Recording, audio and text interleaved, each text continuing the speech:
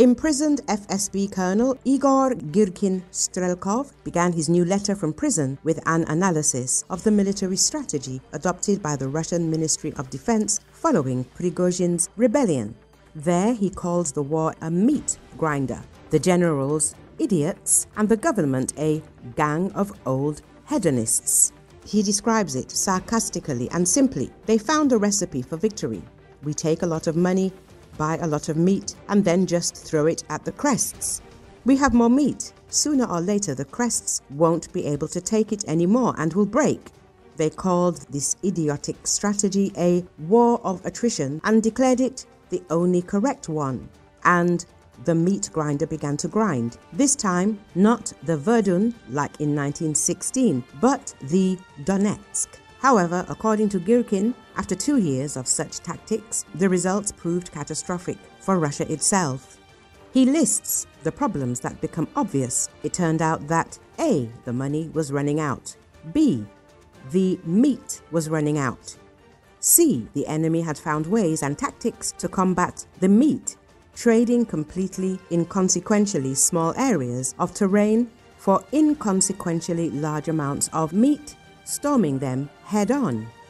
As a result, Girkin argues, Russia found itself further from victory than it was at the beginning of the invasion. As a result, over the past 2 years, we've stormed hundreds of foresters' huts, fought dozens of battles on the Isonzo River, destroyed the remnants of the regular army and most of those mobilized in 2022, as well as volunteers, and we're much further from victory over the enemy than we were. He emphasizes that during this time, Ukraine has not only not weakened, but has also become significantly stronger. Over the past 2 years, the enemy has become stronger, not numerically perhaps, but technically and organizationally, absolutely. 2 years ago, the Ukrainians were physically incapable of attacking our economy and resources outside the frontline regions. Now, it's commonplace, every day, commonplace, all the way to the Urals. The enemy has become extremely embittered and feels the powerful military, technical, and economic support of all of NATO. Breaking it by taking a few hundred more worthless butchers' huts is impossible.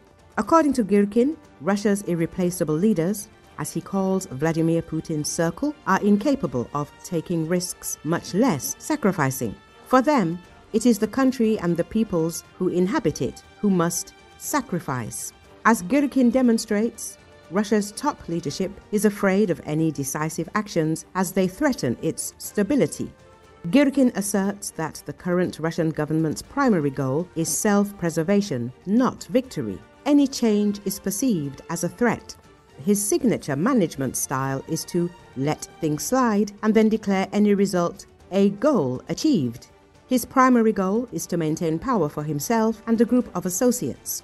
It so happens that any active action in the current acute crisis inevitably leads only to a worsening of the situation and, consequently, to increased threats to the government. He describes the ruling elite as an outdated and risk-averse group, for whom stability is more important than efficiency. The core of power has aged considerably and even, in places, become decrepit. Every sudden movement causes acute discomfort, while static calm creates a feeling of security and stability. Based on this, Girkin concludes that the government will not change anything and will continue to operate according to the old scheme until its resources are completely exhausted. This will continue to collect meat for money as long as there's even the slightest opportunity, and they won't change anything or anyone about how this meat is used. Once started, the grinding machine will only stop once the resources feeding it are completely exhausted. When resources run out, the government, in his opinion, will try to mobilize with a wild delay in order to continue the meat grinder. Girkin sees revolution from above as the only way to save the country, but he himself considers this scenario almost unlikely. All other exits would plunge the country into severe turmoil immediately and simultaneously with the loss of the war. However, the chance of such a turn of events, according to him, are rapidly diminishing, since the current elite is organically incapable of revolutionary change. The likelihood of a revolution from above is extremely low and continues to decline, simply because the Over 70s Club has traditionally been short on revolutionary ideas, and we're not just an old people's club, we're also a crowd of aging hedonists. Igor Girkin is a Russian intelligence officer who led the stormtroopers that seized the Ukrainian Donbas region in 2014. Due to disagreements with the Kremlin, he was removed from command of the separatists. He subsequently became a critic of Moscow's elites and a voice for the ultra-chauvinist wing of Russian society. Today, he expresses the views of those sections of society disillusioned with the results of the imperialist war in Ukraine. According to Western intelligence estimates, Russia lost approximately 200,000 to 250,000 killed and another million wounded, failing to achieve its initial goals.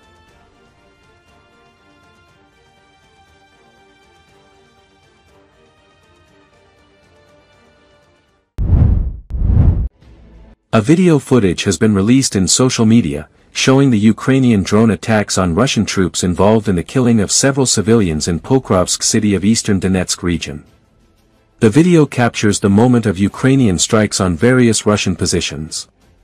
Russian troops can be seen attempting to flee in panic as Ukrainian drones are being fired. Ukrainian troops intercepted and eliminated the Russian sabotage and reconnaissance group hiding in one of the buildings at the railway station in Pokrovsk. The group infiltrated the center of the city and killed several civilians near the railway station. A woman and an elderly man were among the killed. Another woman was injured in the attack and was evacuated from the area. The 7th Air Assault Brigade reported that the defense of Pokrovsk has been reinforced with additional forces. Over the past 2 days, Ukrainian forces have eliminated 14 Russians who had managed to enter Pokrovsk. As a key logistical hub, Pokrovsk remains one of the most fiercely contested cities along the front line in eastern Donetsk. Russian forces are launching assaults from the south, southeast, and southwest in an effort to cut off Ukrainian supply routes and potentially encircle the city. Ukrainian forces are working to stall the gradual Russian advance toward Pokrovsk to stop them from pushing further into Dnipropetrovsk region. Despite being under constant pressure, Ukrainian defenders continue to hold their positions through counteroffensives, drone strikes, and defensive maneuvers, though territorial gains remain limited. Last Thursday, the General Staff of Ukrainian Armed Forces reported recapturing 182.8 square kilometers of lands and clearing another 230.1 square kilometers of Russian sabotage and reconnaissance groups in Pokrovsk.